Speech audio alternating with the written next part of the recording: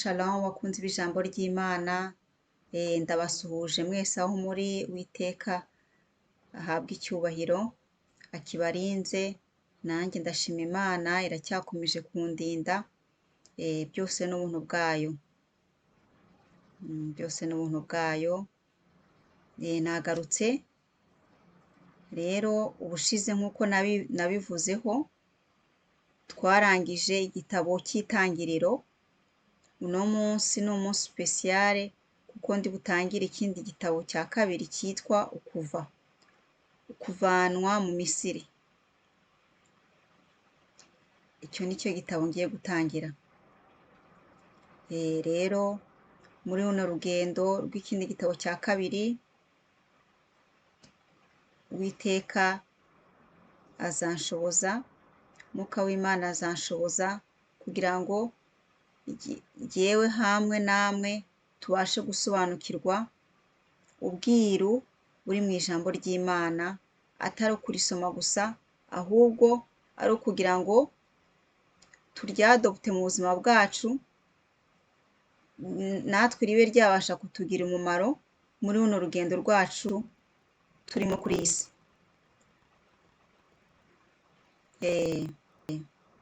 Rero hari igihe kamera yanjye igira gutya ikicamo mukumva amajwi ye arimo kuvuga vuba, mbiseguyeho kuri icyo kintu. Reka mbanze niragize mu maboko y'Imana kugira ngo inshoboze muri byose. Data wa twese uri mu ijuru, nje imbere y'ubwiza bwawe nkwinginga kugira ngo ubane nanjye muri ino jambo ryawe, ntaba ari jye mvuga, ahubwo umwuka wawe aba ari we amvugiramo, kugira ngo ntagire icyo nongeraho cyangwa ngabanyaho mu ijambo ryawe Mwami. Uwiteka ndakwinginze kugira ngo uvugane n'imitima yacu, kugira ngo iri jambo ryawe riduhindure, ridutransforme mu buzima bwacu, natwe tubashe kurigenderaho n'abazaryumva bose. Mu izina rya Yesu Kristo mbisabye, amen. Rero abakunda gusoma ijambo ry'Imana, mushatse mwafata amababiriya yanyu kugira ngo tugendane.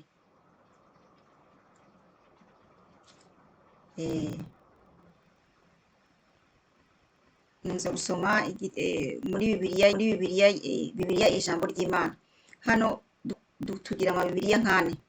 Hari Bibiliya ijambo ry'Imana, hakaba Bibiliya ijambo ry'Imana, Bibiliya yera, Ikinyarwanda Bibiliya ntagatifu. Urumva hari ibitabo Bibiliya z'ubwo zine, ariko ni zimwe ariko jyewe nsoma Bibiliya ijambo ry'Imana kuko ririmo Ikinyarwanda gisobanura amajambo ya Bibiliya neza. Turasoma mu Kuva chapitre ya mbere, kuva ku murongo wa mbere kugeza ku murongo wa 22. Umutwe w'amagambo uravuga uti, turasoma mu izina rya Yesu Kristo. Abisiraheli baba inkoreragahato mu Misiri. Dore amazina y'abahungu ba Yakobo wahimbwe Isiraheli, bajyanye nawe mu Misiri hamwe n'abo mu miryango yabo: Rubeni na Simeyoni na Levi na Yuda, Isakari na Zabuloni na Benyamini, Dani na Nafutali na Gadi na Asheri. Yozefu we yari asanzwe ari mu Misiri. Abakomoka kuri Yakobo bose bari 70. Hanyuma Yozefu na bene se bose nabo n'abo mu kigero cyabo bose barapfa. Abisiraheli barororoka baragwira, baba benshi cyane, buzura icyo gihugu. Hashize igihe kirekire, mu Misiri hima umwami utarigeze amenya ibya Yozefu. Nuko abwira abantu be ati, dore Abisiraheli bamaze kuba benshi kandi baturusha amaboko. Haramutse habaye intambara, bakwifatanya n'abanzi bacu, bakaturwanya maze bakaducika. None rero nimureke dushake uburyo bwo kubabuza kwiyongera. Nuko Abanyamisiri bashyiraho abatware bo gukoresha Abisiraheli imirimo y'agahato.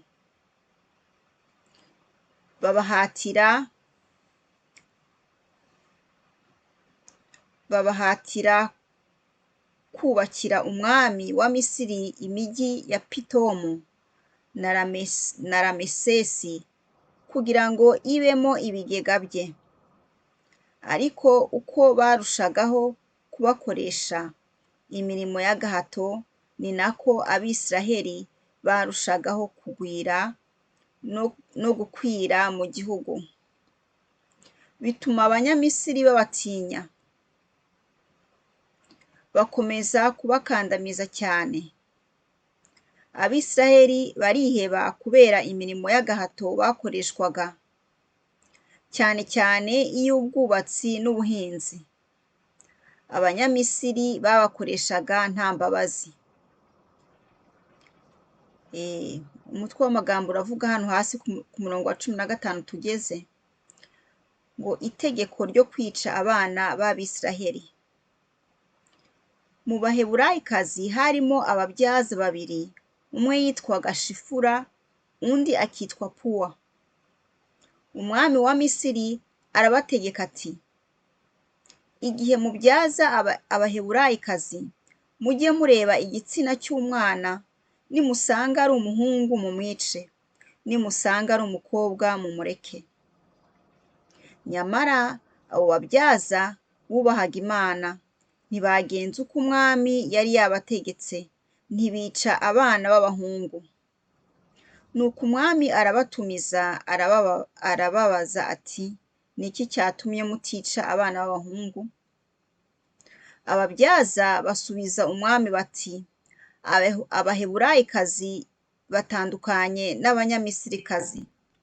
Kubyara ntibibarushya, umubyaza arahagera agasanga bamaze kubyara. Bityo Abisiraheli barororoka baragwira. Bababyaza nabo Imana ibagirira neza, ibaha kubyara kubera ko bayubashye. Umwami wa Misiri ategeka abantu be bose ati, umuhungu wese w'umuheburayi uzajya avuka, mujye mumuroha mu ruzi rwa Nili, naho umukobwa mumwihorere. Iryo ni ijambo ry'Imana. Amen.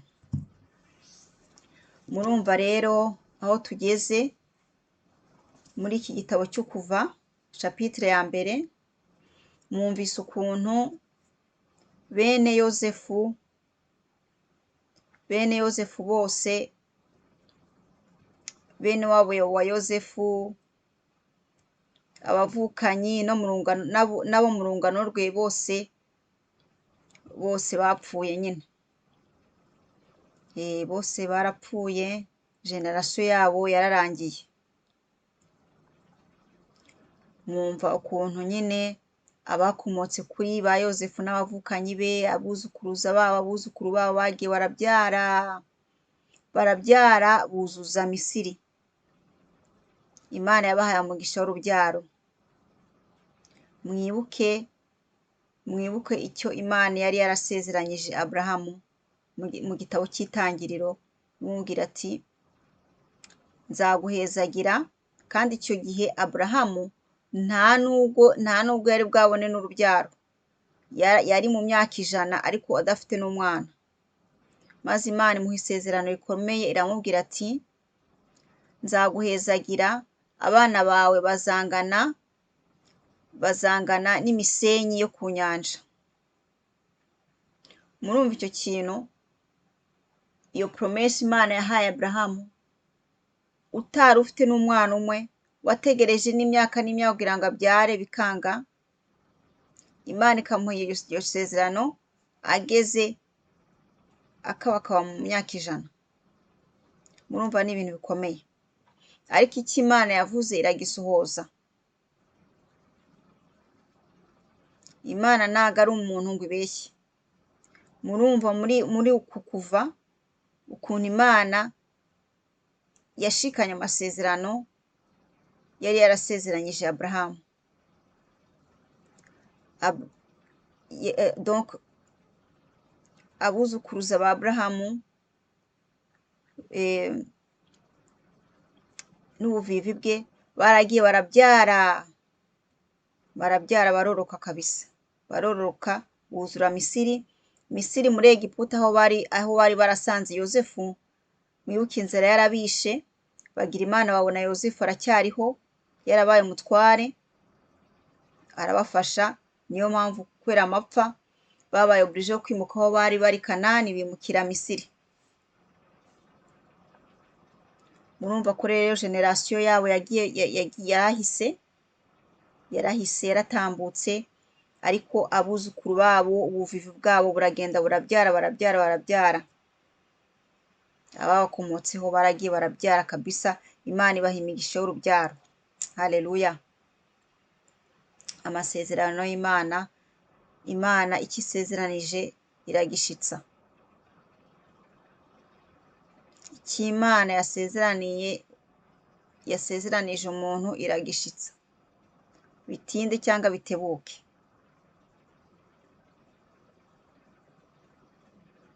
Hari ukuntu abana b'abantu dushobora kwiyangaja tukemera ibintu, tukagira amapromese ariko adafite icyo avamo. Rero abantu ni abantu, n'Imana ni Imana. Umuntu ashobora kugira promese akaba yayikora cyangwa atayikora, akaguhinduka. Abana b'abantu nuko tumeze, ariko Imana yo ntago ihinduka. Imana icyo yavuze iragishikana. Haleluya, haleluya. Niyo mpamvu mu ijambo ry'Imana ritubwira ngo uwizera umwana w'umuntu arakavumwa. Rero gushira ibyiringiro byawe, kugira ngo dushire ibyiringiro byacu ku bana b'abantu ntago ari byiza, kuko nyine Imana yabivuze kugira ngo iduproteje ko irabizi ko duhindagurika nka kameleon ko ihindura amacouleur. Murabizi n'umwana w'umuntu. Rero umwana w'umuntu bucya bucyana andi, kubye bucya ari undi. Uko yaraye siko aramuka, uko yaramutse siko arara. Urumva? Niyo mpamvu Imana avuga iti uwizera umwana w'umuntu arakavumwa. Rero icyo kintu Imana ikidukize, iyo defo yo kwizera umwana w'umuntu, tugashira ibyiringiro ku mwana w'umuntu. Icyo kintu Imana ikidukize, kuko ni defo mbi cyane, ni ikintu kibi. Kuko hari abizeye umwana w'umuntu agira ngo icyizere cyo gishyira mu Mana akagishyira mu muntu, kandi uwo muntu akazamuhemukira, kandi bikanamuviramo n'urupfu. Hari benshi byaviriyemo urupfu.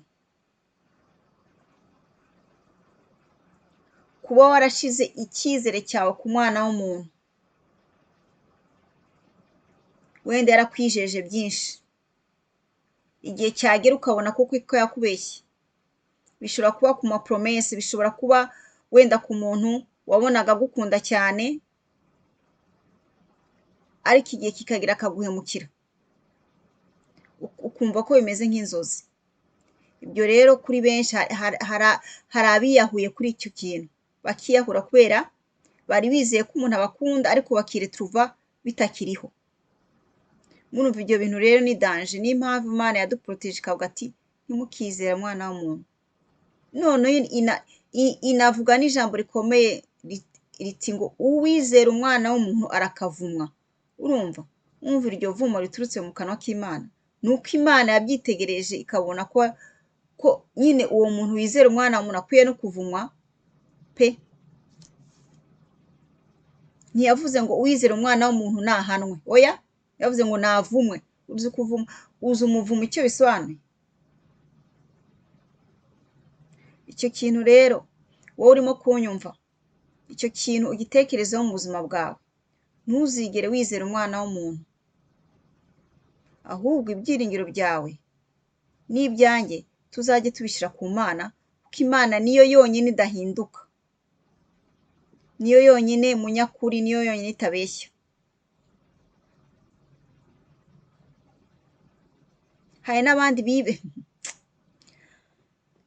hari n'abandi bibeshya ngo abantu ngo bubahe Imana, ngo ntabwo bahemuka, ngo abantu ngo b'abavugabutumwa b'abapasiteri hariya ngo barangwa n'ineza, aracyari umwana w'umuntu, ni umupasiteri, ajya mu rusengero, agendana Bibiliya, ariko ntukamwizere kubera icyo kintu. Hari benshi bahungiye mu masengero bazi ngo bagiye kwihisha, ariko bahasanga urupfu. Hari benshi biziye abakozi b'Imana, ariko bahasanga umubabaro mwinshi. Murumva ibyo byose, ntitukiringire ubwenge bwacu, niko ijambo ry'Imana ritubwira ngo ariko twiringire ijambo Imana yavuze. Ijambo Imana yavuze aba ariryo twiringira, kuko arafe niryo usanga ari ryo. Turakomeje rero, nuko rero Abayisiraheli baje kubyara, barabyara barororoka, Imana irabahezagira, hanyuma haza kwimika umwami atarazi Yozefu, atarazi Yakobo n'abana be bose ushizemo na Yozefu, abo mbese ntabwo yari abazi. Murabona ko hari hashize imyaka myinshi, generasiyo ya ba Yozefu yarahise, haravutse abandi benshi, noneho baza kwibagirana, haza kwimika umwami utarabazi, noneho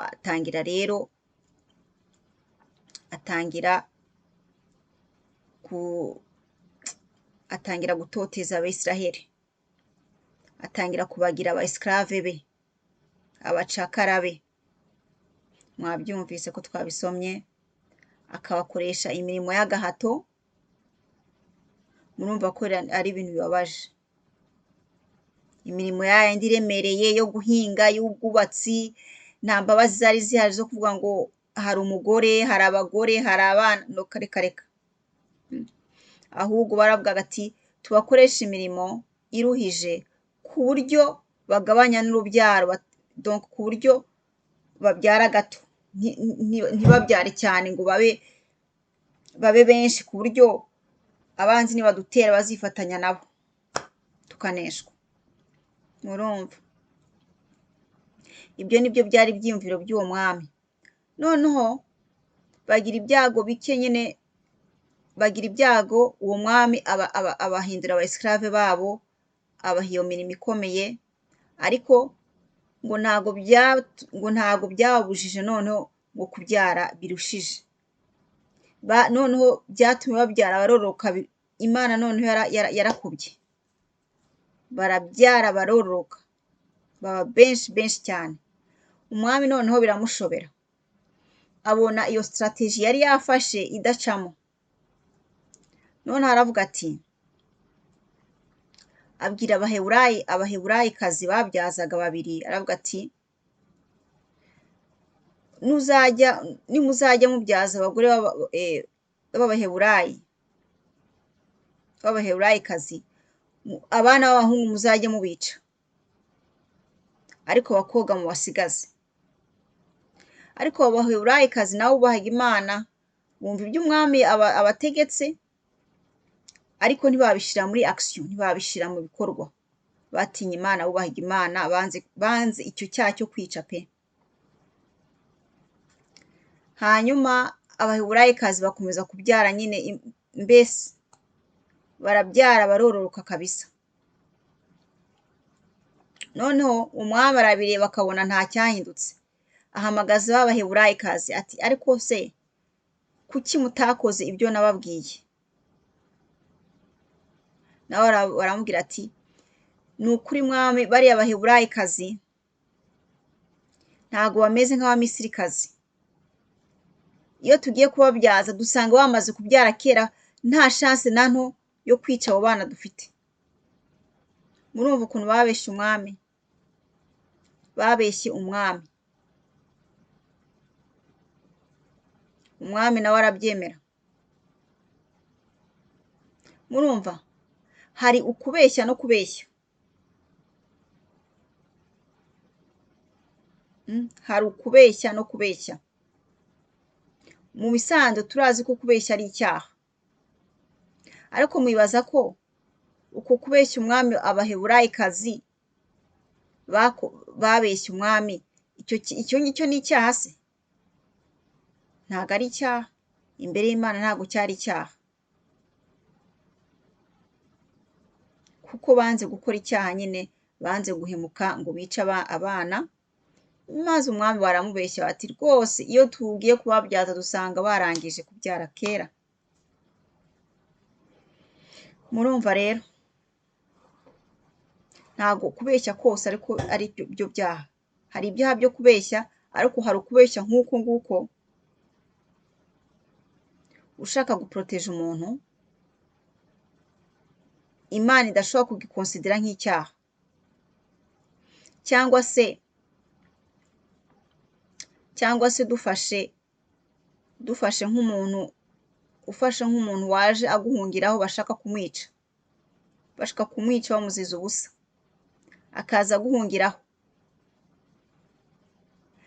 abo banzi be bakaza bamushakisha iwawe, wamutanga cyangwa wavuga uti rwose nta muntu wahungiye ahangaha iwanjye, ahubwo ukamuhisha, nta muntu nabonye, umuntu mushakisha ntabwo namubonye, rwose ukababeshya gutyo kugira ngo urokore uwo muntu. Urumva icyo kintu Imana yacyita nko kubeshya? Ntabwo yagikonsidera nk'icyaha, kuko ahubwo n'urukundo, haba harimo protection yo guporoteje undi kugira ngo batamwica. Urumva icyo ngicyo ntabwo ari icyaha mu maso y'Imana. N'ibindi nyine bijya gusa gutyo bimeze byo kubeshya ariko bitari ukubeshya, birimo guporoteje abandi, ubuzima bw'abandi, ibyo ngibyo ntabwo Imana yabikonsidera nk'icyaha.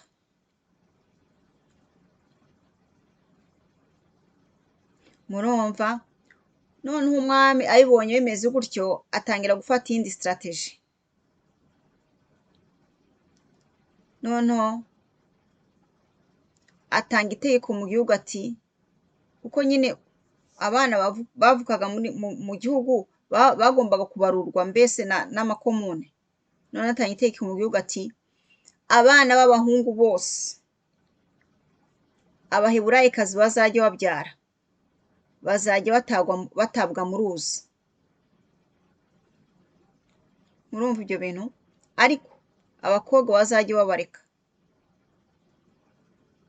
abahungu gusa bazajya batabwa mu ruzi, hanyuma abakobwa ariko mubihorere. Murumva? Yatinyaga ko abo bahungu bazakura bakaba abasirikare bakomeye, bakaba abarwanyi bakomeye, bakamukura ku butegetsi. Icyo ni cyo uwo mwami yatinyaga. Murumva rero ko histoire yari très intéressant. Histoire yagarukiye aho ngaho, ko umwami yafashe ingamba zose ziramushobera, akavuga ati noneho iyi ngiyi ntamusiga, ko abana bose b'abahungu bazajya bavuka bazajya batabwa mu ruzi rwa Nili. Murumva uwo mwami ukuntu yari umwicanyi, nta mbabazi yari afite, maze binatangaza, mbese n'ibintu bitangaje, umuntu w'umwami waba ufite abana, murazi ababyeyi ku bana babo imbabazi, ababyeyi ukuntu baba bafitiye imbabazi abana babo. Nawe ukiyumvira ni gute umwami ufite abana nawe wabyaye ashobora kugira icyo gitekerezo cyo kwica abana b'abandi. Mwumva uwo muntu atari igikoko? Yari igikoko, nta mbabazi zamubagamo, mbese no kumva ngo yari afite n'abana, ntabwo ntabwo wabyiyumvisha, ntabwo wabyiyumvisha uko biba bimeze. Ni ibintu birenze. Ko umubyeyi agirwa n'imbabazi. Kandi utwana duto turi innocent akifuza kutwica kubera inyungu ye, mbese ni ibintu birenze. Ni ubwicanyi bwo mu rwego rwo hejuru, birenze ubwenge bw'umuntu. Murumva histoire rero naho igeze y'Abisirayeli bafashwe nyine bunyago. Abisirayeli babaye abacakara muri Misiri, muri Egiputa, bakora imirimo iruhije, kandi hari umwami aho ngaho yategetse ko abana b'abahungu bose bazajya bavuka bazajya batabwa mu ruzi rwa Nili. Murumva rero histoire naho ngaho y'uyu munsi igeze. Ufite amatsiko yo kumva histoire y'ubutaha, uzajya ukurikirana kuri icano, ukurikirane ukuntu histoire igenda ikurikirana. Uretse ko no muri Bibiliya yawe wayisomera ukumva ko byagiye bikurikirana, ariko nk'ibi ngibi mba nkora byo kuganira ijambo ry'Imana namwe, kurisoma nkarisangira namwe, bifasha abantu bagira ubunebwe, bitera ubunebwe bwo gusoma Bibiliya. Hari groupe y'abantu benshi binanira kuba yafungura Bibiliya agasoma, bikamunanira pe, bikabananira. Ariyo mpamvu izi za YouTube zifasha abantu benshi kumva ijambo ry'Imana, ukaba wakwiga Bibiliya utarinze kuyisoma, ukayisoma muri ubu buryo tuyisangira, hanyuma tukabiganiraho, mbese bigafasha bamwe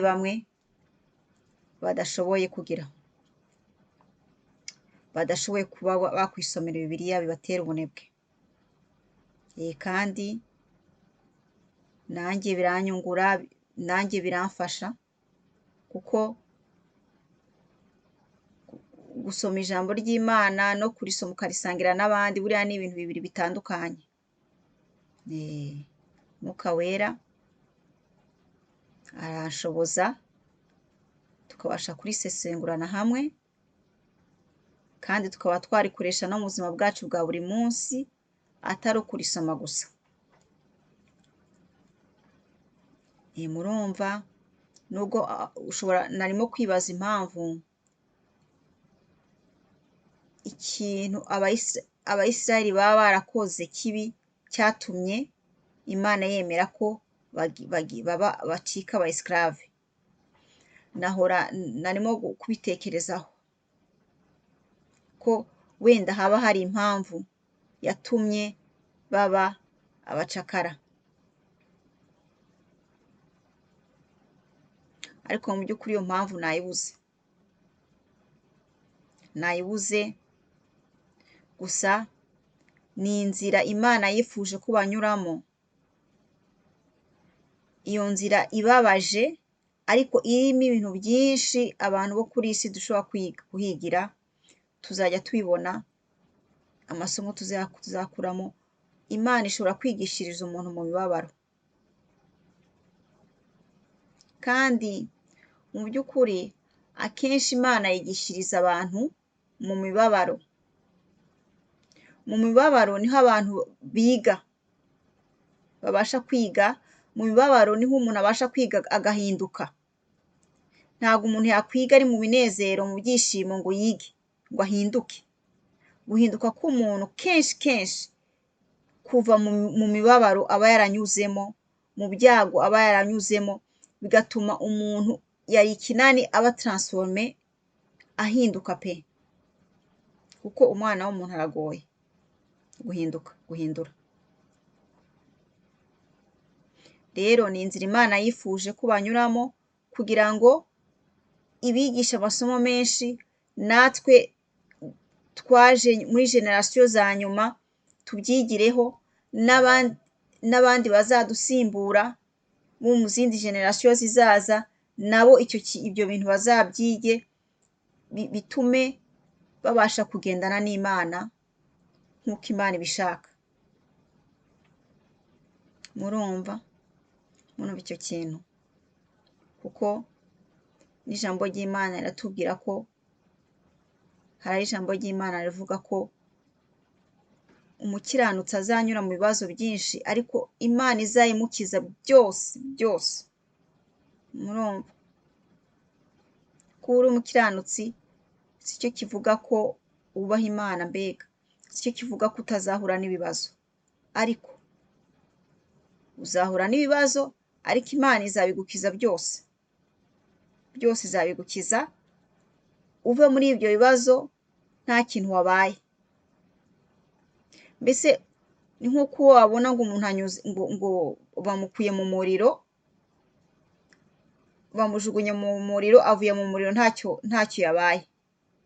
Ni nako ibigeragezo bimerera abantu bubaha Imana. Biba bimeze nk'umuriro binjiyemo ariko bakabona babisohotsemo kubw'ububasha bw'Imana nyine. Nka ba bagabo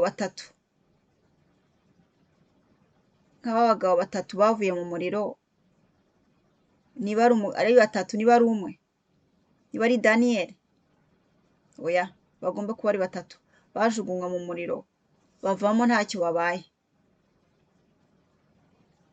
Murumva, wenda simbyibuka neza niba yari umwe cyangwa niba bari batatu neza. Uwo muntu cyangwa abo bantu bavuyemo ntacyo babaye, babajugunya mu itanura ry'umuriro. Murumva ibitangaza by'Imana.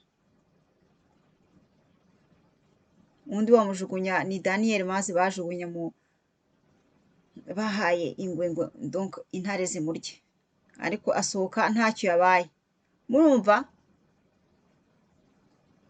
ibibazo abakiranutse bubaha Imana bazabinyuramo, ariko Imana izabibakiza byose kandi bazavamo ntacyo babaye. Haleluya. Reka ndangirize aho ngaho, tuzasubira ubutaha Uwiteka nabishaka, tuzongera tuganireho kuri iyi nkuru yo kuva. Shalom shalom.